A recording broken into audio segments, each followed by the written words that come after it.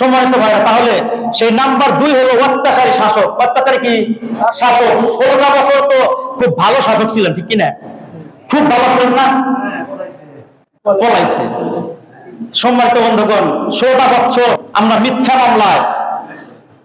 আচ্ছা বলেন, এই এলাকায় এমন এমন মানুষের নামে মামলা দেওয়া হয়েছিল, তারা অনেকে এখানে উপস্থিত আছে, আছে না নাই? আছে। যেমন আলহাজ হাবিবুর রহমান কাকা, উনিও আছেন। তারপরে আমাদের দানবীর একজন হাজি ইসমাইল সাহেব, উনিও আছেন। উনাদের নামেও মামলা দেওয়া হয়েছিল কিনা? হয়েছিল। আমার আব্বার নামেও মামলা দেওয়া হয়েছিল।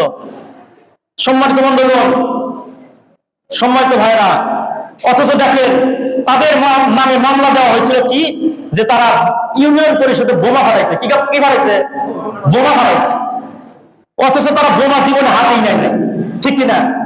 সেদিন আমার আব্বা, তো উনি একটা উদাহরণ হিসেবে বলি, সেদিন আমার একটা মানে ভাগনা আছে। তো ভাগনাটা হলো যে কয়েকদিন আগে যে ফটকা ফুটাইলো, কি জানি অমাবস্যা। হ্যাঁ, অমাবস্যার দিন ওর হাতে একটা মানে ফটকা, মানে ছোট কি বলে ওটাকে, মরিচ ফটকা না কি বলে, তো ফটকা হাতে নিয়ে আসে, কয়েকটা হাতে নিয়ে আসে। তো আমার আব্বা বলতেছেন যে এটা কি রে, এটা কি খাওয়া যায় নাকি? মানে কথাটা বুঝতেছেন কি? মানে হাতে নিয়ে বলতেছে কি এটা কি রজনী সুইসা খায় না গিলা খায়?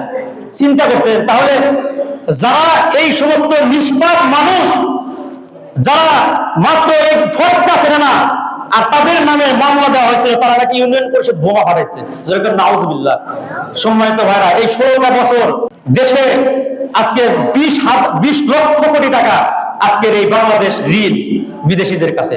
কয় লক্ষ কোটি? একটু কথা বলেন মিয়া। 20 লক্ষ কোটি টাকা বিদেশিদের কাছে আমরা ঋণী, এই বাংলাদেশ ঋণী। তার 11 লক্ষ কোটি টাকায় হাসিনা নিয়ে পালাইছে। যেরকম সুবহানাল্লাহ। সুবহানাল্লাহ বলেন না কেন? সুবহানাল্লাহ বলবেন না, এখানে কি বলবেন? দুঃখে পড়ে এটা তো ফেটে যায়। জি বুঝলাম না। সম্মানিত ভাইরা, তো 11 লক্ষ কোটি টাকা এরা নিয়ে পালিয়েছে। 16টা বছর আর একজন তো পালায় গেল। 16টা বছর বললে খেলা হবে, আছে না?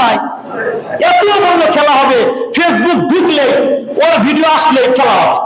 কিন্তু ছাত্ররা যখন খেলতে নামলো 5ই আগস্টে, সে কিন্তু তার সবার আগে কিন্তু সে পালাইছে। সবার আগে কে পালাইছে?